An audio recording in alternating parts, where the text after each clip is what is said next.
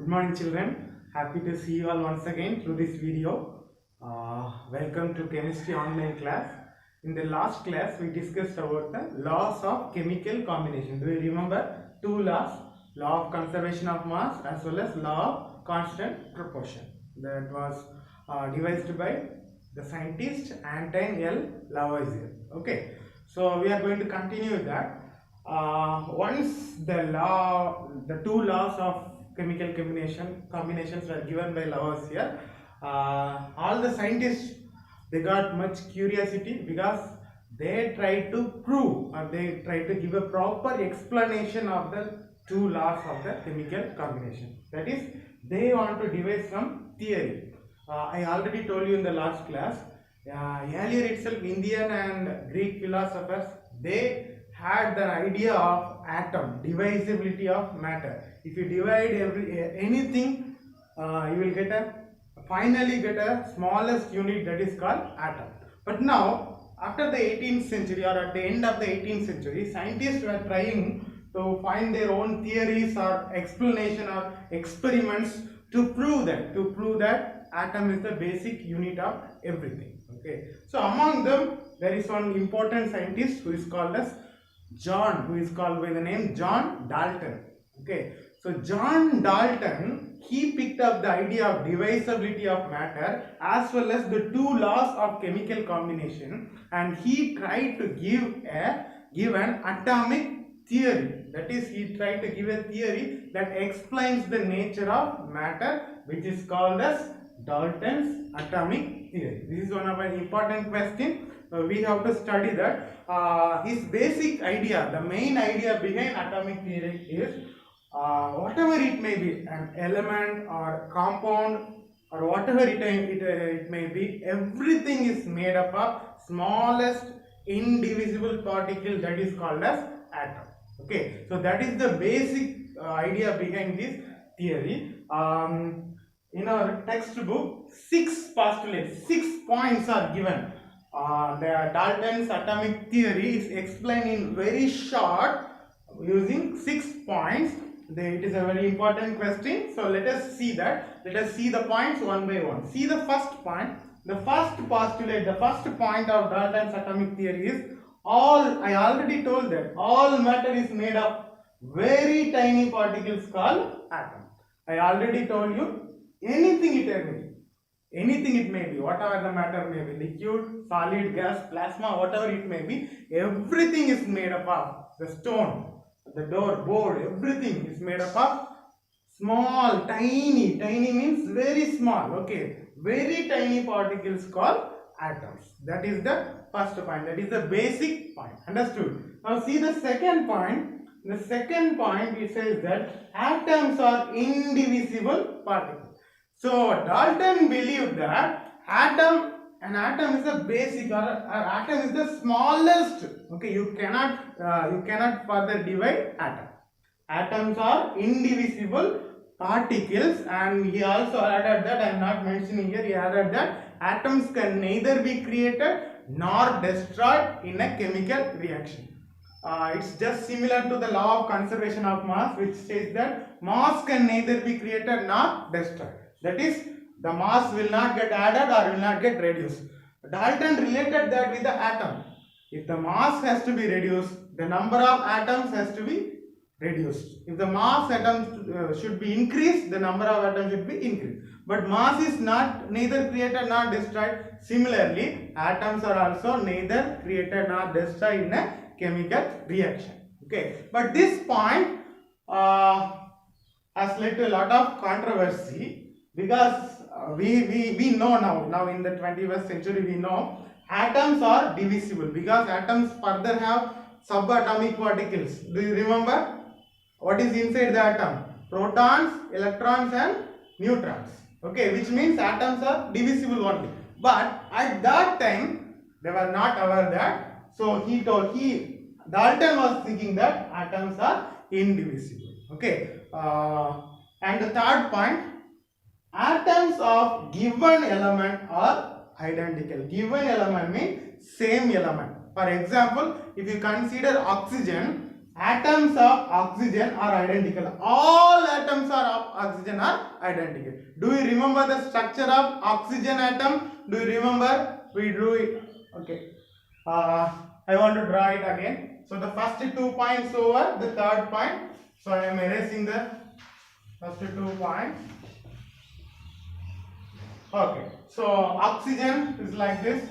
In the middle, nucleus will be there. Then first shell, K shell, then second shell. Okay, L shell. So the oxygen atomic number is 8. Therefore, 8 protons, and here number of neutrons also 8. And number of protons is mean number of protons should be equal to the number of electrons. Do you remember that? Okay. So 8 electrons. I told you in the first shell only 2 electrons can be filled. Then remaining 6 electrons are filled in the L shell. In the L shell, maximum of 8 electrons can be filled. I will teach you that later. See, this is the structure of oxygen. So, atoms of given element are identical. All the atoms of oxygen are identical. If you take any oxygen atom, okay, this is an oxygen atom. If you take another one oxygen atom, that also should be like this only. They are identical in their mass and in their chemical properties. Okay, so the mass is, mass, how will you find atomic mass? I taught you in the last class. First you find the mass number, that is the number of protons plus number of neutrons. 8 plus 8, 16. Then with that you write U.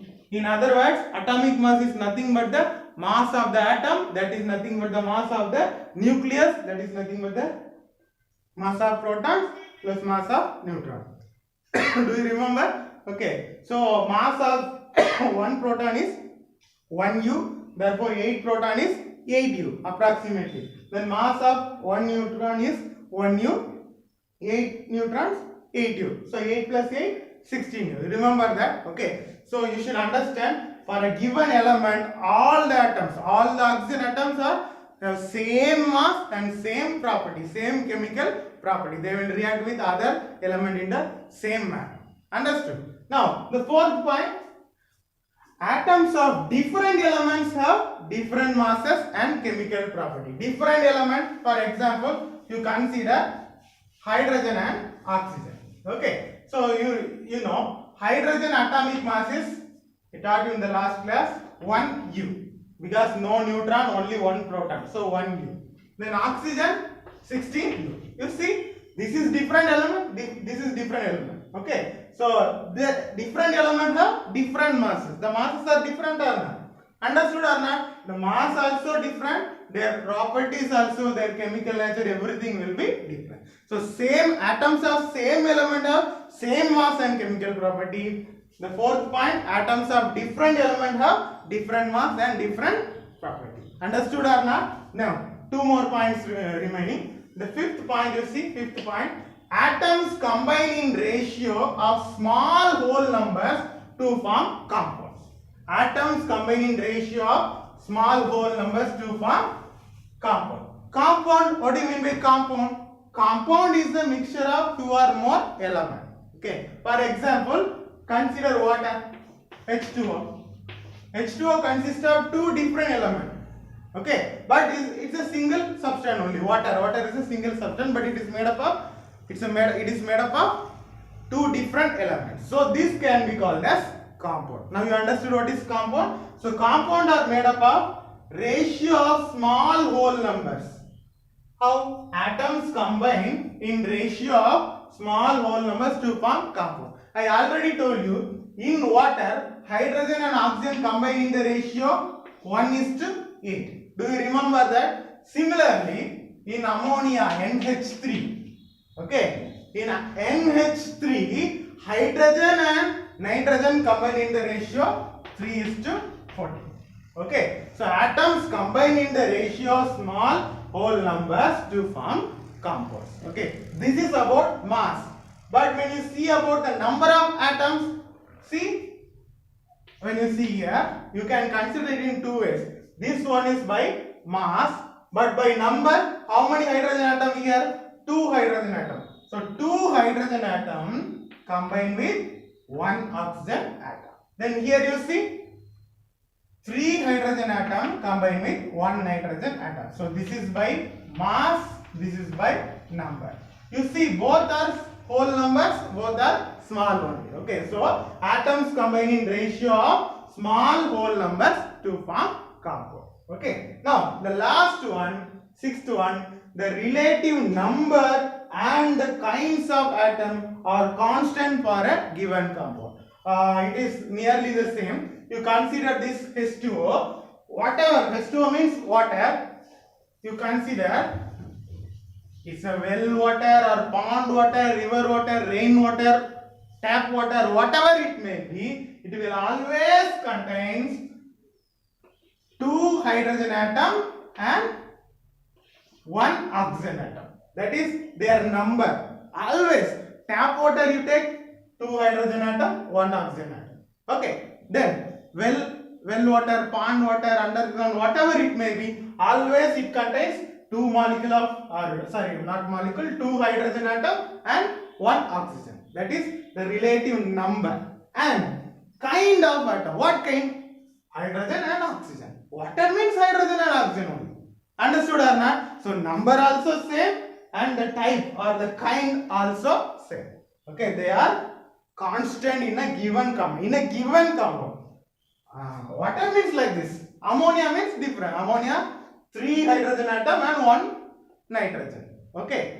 For a particular compound, whatever the source may be, but the number of atom and the kinds of atom will be the same one. That's all. This is the Dalton's atomic theory. Shall we recollect it? 6 point. Number one what? All matter, everything is made up of very tiny particle, that is called as atoms. Number 1. Number 2, atoms are indivisible. You cannot divide that. An atom can neither be created nor destroyed in a chemical reaction. Okay. But the second point has lot of controversies because that is not true. Even then, at Dalton's time, okay, his knowledge was that much only. Okay. At that time, the scientist knowledge also that much only. Okay. Now the third point, atoms of same element or a given element have same mass and same chemical property. Then atoms of different element, same means same property, different element means different mass and different chemical property. Then fifth point, atoms combine in ratio of small whole numbers. Okay, so several atoms they will combine in particular ratio, but the ratios are whole numbers also very small. They combine to form compound. Then the relative number and kinds of atoms are constant in a given compound. In a given compound, always the number of atoms and the types or the kind of atoms will be same. So you have to study all the 6 points. This is called as Dalton's atomic theory. Understood? Okay, now we will go to the next topic. Now let us see some more details about atom. Atom, what do you mean by atom? Okay, atom can be considered as a basic building block of any matter, any object, any substance. Okay, so basic building block of any matter. You see this board is hanging in a wall. This wall is made up of bricks, isn't it? So bricks are the basic fundamental or basic building block of any building or this wall. Similarly, any object, any matter is made up of atom. Understood? Atom is the smallest or the basic building unit of any matter. Understood? And you should know how big would be the atom. A brick, normally a brick would be this much size, isn't it? Maybe half feet in length or 20 centimeter in length, and about 7 or 8 or up to 10 centimeter in breadth. That is about brick. But what about an atom? Okay, you should understand that atoms are very, very, very small, so that they are not visible to our naked eye. There is a thing called atomic radius. Atomic radius. Why the term radius is used? Means normally an atom is like that. In the middle nucleus will be there. Then cation, then L shell, M shell, it will be going on. Okay, it is two-dimensionally, it is more or less a spherical shape. Sphere means it would have a radius, from the center to the circumference, okay, to the side of the circle. That is called as radius. Similarly, for every atom, there is a term called atomic radius. This atomic radius will be of the order 10 power 9 m, that is nanometers. If you don't understand what is nanometer, if you divide 1 meter divided by 10 power 9, that is, if you divide 1 meter by 10 power 9 means 9 zeros. 1, 2, 3, 4, 5, 6, 7, 8, 9. This much time, then you will get the atomic radius. Okay, if you want to imagine, I will tell you, take a 1 meter scale. Okay, 1 meter scale. First divide it by 10. Okay, then again divide it by 10. Similarly, you have to divide 9 times. Okay, first time you divide this much. Second time divided by 10, this much. Third time divided by 10, this much. Fourth time, invisible. Fifth time, sixth time, seventh time, eighth time, ninth time. 9 times you have to divide the 1 meter scale by 10 times. From that itself you can understand one thing, that atoms are invisible. Understood or not? For example, if you consider hydrogen atom atomic radius will be of 10 power minus 10 meter. That is 1 divided by 10 power 10. Very, very small, smaller than this. Then water molecule, H2, 1 molecule of water. I will tell you what you mean by molecule later. Okay, but 1 molecule of water means their radius will be 10 power minus 9 meter. That is, they are very, very, very small. Why I am telling this? Just you have to understand one thing. You have to understand one thing, that how small is a atom. Understood? But though the atoms are very, very, very small, you may have a question. Atoms are very small, they are not visible. Then why should we give importance, this much importance to atom? You should understand, though the atoms are very, very small, yet even then the atoms are the building blocks of any matter. Therefore, if the atoms get collapsed, the entire structure, the entire matter will get collapsed. Understood or not? If the atoms get collapsed, the entire structure, the entire matter, the entire element, compound, everything will get collapsed. That is why atoms are of more importance. Understood? If a wall is there, if all the bricks get collapsed, then the big wall will also get collapsed. Now, in the same way, atoms are very, very important. Okay, this is for just getting some knowledge about atom. Now, atoms are provided with some symbols. The elements are symbols.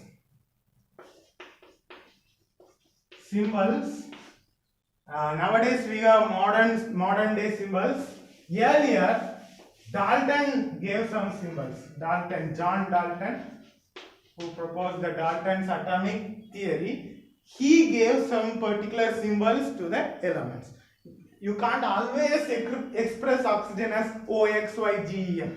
That's difficult, isn't it? So if you have a symbol for oxygen, it is easy. Understood or not? So similarly, Dalton proposed certain symbols for certain atoms. Understood? And he also, when he give a symbol, he also mean this is some particular quantity of the element. For example, 1 U. That time the unit was not developed, but even then he meant some particular quantity of the element. Okay. For example, he expressed carbon like this. Okay, round, shaded round, carbon. For example, I am telling, it's given in your book. And oxygen, simply one round, no shade. Okay, then this is sulfur. Then this is lead. Easy to understand. Then this is silver. Similarly, some other symbols are also given in your book. This is how Dalton gave the symbol. But later Berzelius, Berzelius, that is another scientist called Berzelius, he changed the symbols. He thought that the symbols can be given from the letters used in the element itself. For example, oxygen can be denoted simply as the first letter O. So Berzelius was the scientist who introduced the idea that the symbols of elements can be obtained from the letters mentioned in the word, in the name of the element itself. Understood or not? Okay. So the naming or the symbols of an element is a big history. There is one question, because a same element can be called by different names in different places. In India you may call it by some name. In Africa, Australia, you may call it by different name. So there is an organization or there is an institution called IUPAC. They may call it as IUPAC or IUPAC. You may even get a 2-mark or 3-mark question. What is IUPAC? So IUPAC stands for International Union for Pure and Applied Chemistry. Okay, it is a big international organization. International Union for, first you have to write what is IUPAC. IUPAC stands for International Union for Pure and Applied Chemistry. What is their function? What is their function? So they are the one who approve the names of element, symbols and units. Understood or not? Okay, so I may give it a different name in another region, or another person may call it by a different name. So they are the one, the IUPAC, they are the one who have to agree that. Okay, who have to agree the names of what elements, okay, and the symbols and the units. Okay, please note it down. IUPAC. Okay, what is their function? Approve the names of, this is their function, names of element, symbols and units. Even it may be asked in a 3-mark question also. Okay, so now let us continue the history of giving symbols. We already discussed about Dalton. Okay, Dalton gave certain symbols. Similarly, in some elements are named after the place from where they are found first. Understood? When the scientists were discovering the elements one by one, some elements are given the name of the place from where they are found. For example, copper. Okay, copper, we got the name from Cyprus. Okay, this is the place where copper is found first. Similarly, some metals or some elements got name because of their color. Okay, so copper is actually cuprous or cuprum, that is derived from Cyprus.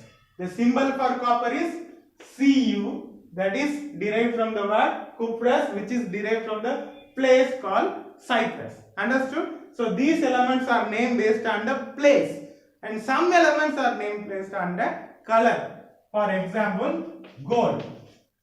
Gold symbol is Au. Gold symbol is Au, that is derived from the name Aurum, Aurum, which denotes yellow color. Which denotes yellow color. So gold is derived from the color. Copper is derived from the place. Understood or not? Okay. And some other elements are named after the Greek term. For example, sodium symbol is Na. Okay. so sodium symbol is Na. Why it is called Na? The Latin or Greek term, the Latin term is for sodium is natrium. Natrium symbol, the first two elements Na. I will tell you how in the modern day symbols, how the modern day symbols are given. Okay, so please wait, I'll tell you. You can consider the modern day symbols are given in mainly in 3 or 4 types only. So number 1, they are giving the first letter of the name of the element. First letter. Okay, so number 1, symbols. How the symbols? Modern day symbols. So number 1, first letter is given. Okay, first letter of the name of the element is taken as the symbol. A very good example is oxygen. Oxygen, the first letter. So oxygen symbol is O. Similarly, nitrogen. Nitrogen symbol is N. The first letter. This is one method. Okay. Usually, most of the elements have their first letter of the name as the symbol. There. Number 2, first letter, second letter. First and second letter. Can you tell one example? First and second letter, we have studied 18 elements so far. Okay. So a very good example, aluminium. Aluminium. Aluminium symbol is Al. The first two letters. But we have to be careful. The first letter should be written in capital, second letter should be written in small letter.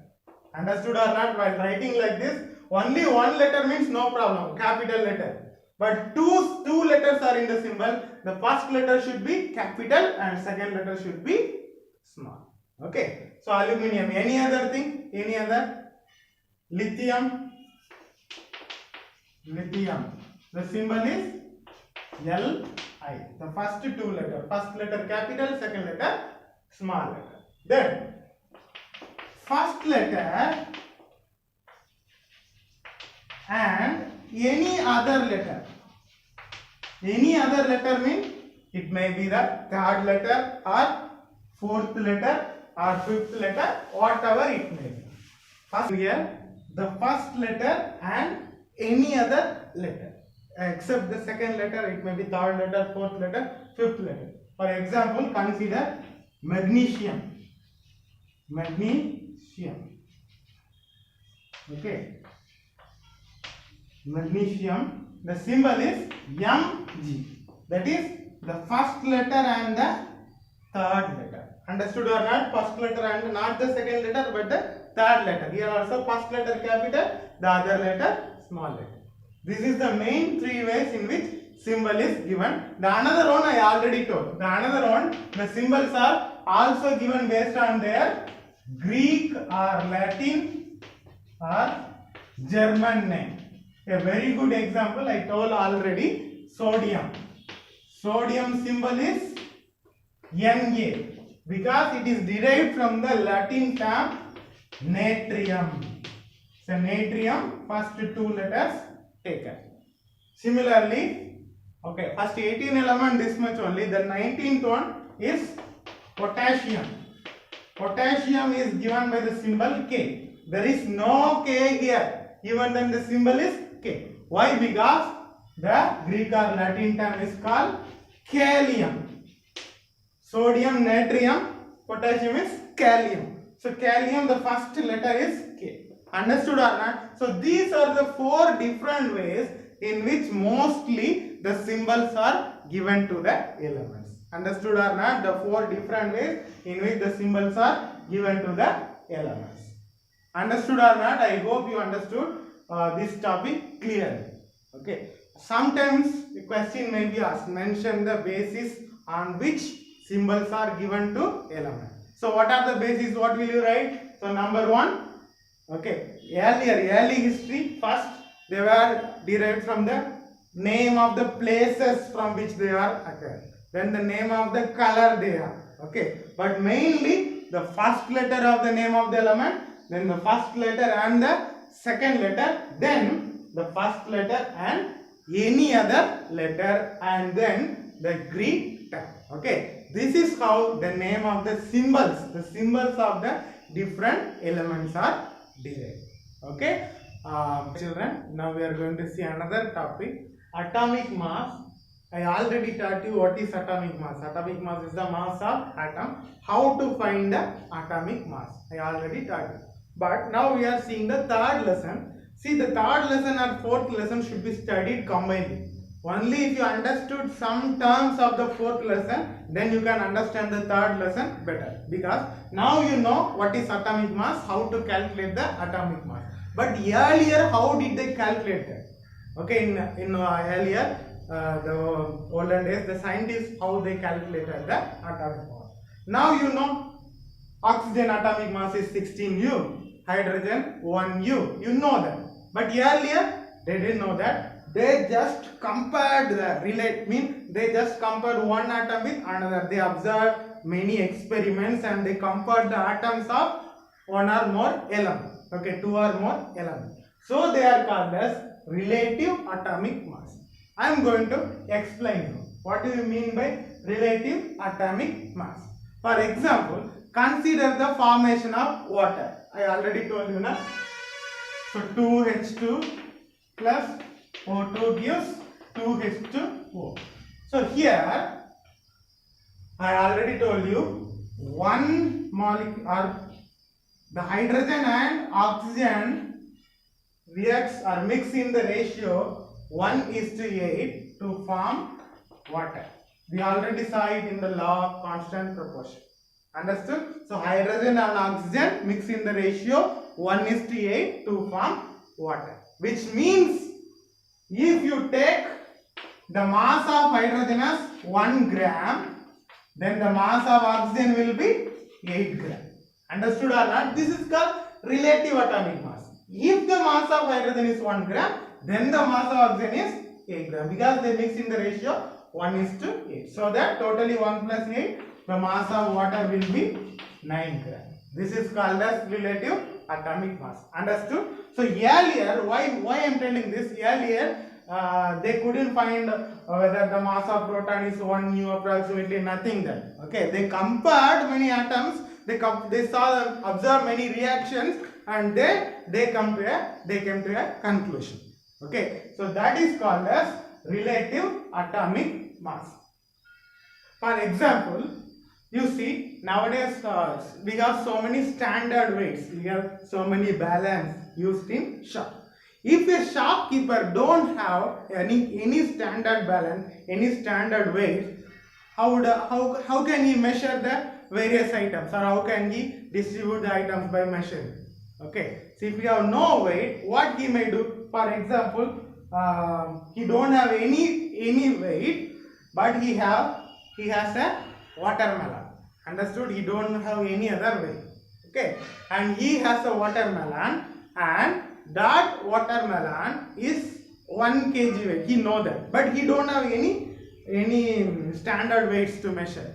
Okay, he bought it somewhere and he know that the weight of the watermelon is 1 kg. Understood? Okay, so now if any person asks 1 kg sugar, what he will do? He will keep the watermelon one side and he will keep the sugar another side, so that it will balance 1 kg, because the mass of the watermelon is 1 kg. Understood? Similarly, if a person asks 100 gram of sugar, what he will do?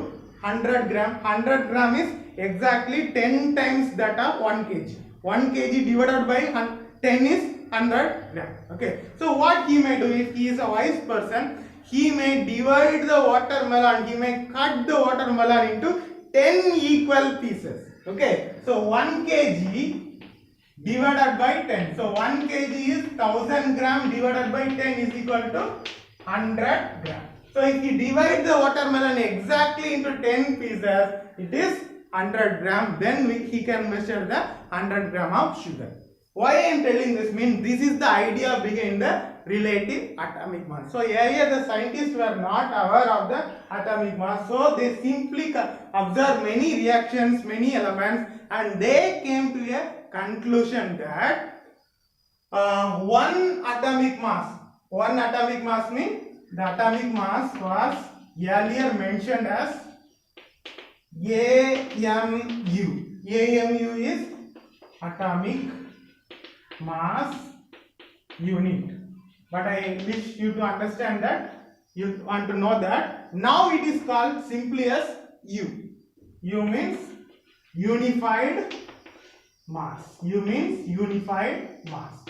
Earlier it was called as AMU, atomic mass unit. Now it is called as simply U. That is why we are telling atomic mass of hydrogen is 1U, 16U. But earlier it was called as AMU. Understood? So now I will tell you. So earlier the scientists, they thought that one atomic mass unit, that is 1 AMU, is equal to 1 by 16th.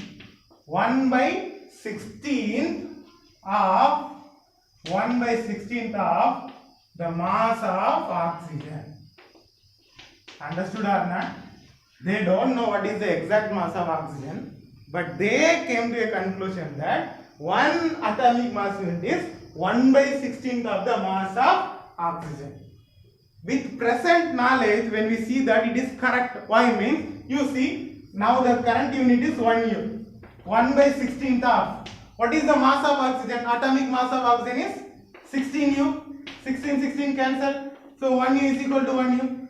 Understood or not? So with current knowledge this is correct, but at that time they didn't know the exact mass of oxygen. But even then relatively they compared and they came to a conclusion that one atomic mass unit is nothing but a mass that is equal to 1 by 16th of the mass of oxygen. See, there are so many elements present in the periodic table in chemistry. Still they go for oxygen only. This is a 2-mark question, please note it. Why scientists chose oxygen instead of any other element to measure the atomic mass unit? Okay, for that 2 points are there. The question is why oxygen is preferred, or why 1 by 16th of the mass of oxygen is considered as an atomic mass unit. So why? Because the scientists observed that oxygen reacts with many elements and they form compounds, because oxygen is very reactive. So the first point, oxygen reacts with many elements to form compounds. Understood or not? Okay, so the first point given in your book, page number 35, oxygen reacts with many elements, that is a large number of elements, and form compound. Okay, now the second point, the atomic mass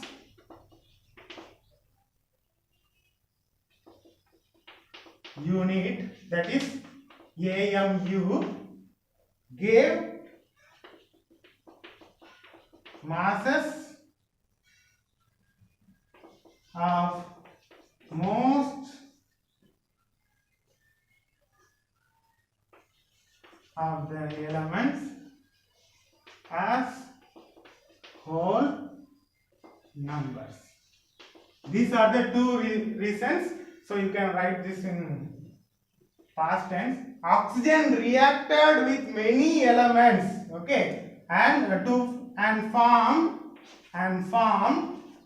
compounds. Okay, why oxygen was taken? Why 1 by 16th of oxygen is taken as the atomic mass unit? Because oxygen reacted with many elements and formed new compound. And when we use oxygen and find the mass of the other element, that is relative atomic mass, you got whole numbers. Mostly you got whole number. Whole means full numbers, 2, 3, 4. Okay, because if it is present in given in point 3.2, 3.3, that is difficult. But directly given 3, 5, 7, 8 means that is easy. Okay, so please note these 2 points. Because of these 2 reasons, initially scientists chose 1 by 16th of the mass of the oxygen as the atomic mass unit. Okay, but later on they found there is another element that is more reactive than oxygen. Okay, so what is that element? That element is the main element used in organic chemistry, that is called carbon. That is called carbon, and carbon has usually the atomic mass as 12. Okay, so carbon 12 is an isotope of carbon. I will tell you what is isotope later. They then found that at 1 atomic mass unit is equal to 1/12 of mass of carbon 12. Initially they took as 1/16 of oxygen. Oxygen atomic mass is 16. But now 1/12 of atomic mass of carbon 12. This also will come same only. 1/12 carbon atomic mass is 12. The answer is 1 U only. Okay. But even then carbon is more reactive than oxygen, and carbon will give perfectly the many elements as the atomic mass of many elements as whole numbers. Okay, so this is the matter. Initially the scientists use oxygen as a standard to measure the relative atomic mass of other element. Then after that they found that carbon will be the best to find the relative atomic mass. Okay, that is 1 atomic mass unit is nothing but 1/12 of the mass of carbon atom. Okay, so you have to remember earlier atomic mass unit, the 1 unit of atomic mass was called as AMU, atomic mass unit. But now it is called as simply U. U means unified mass. Understood or not? Okay, I think this much is enough for this class. In the next class we will see what is a molecule and what are the valency, ion, everything we will see in the next class. Okay, so today's homework, please study and write the postulates of Dalton's atomic theory. We saw 6 points. I wish you to study that and write that. Okay, write that and take a photo of that, photocopy of that and send me in WhatsApp. Okay, so I will see you in the next class. Thank you.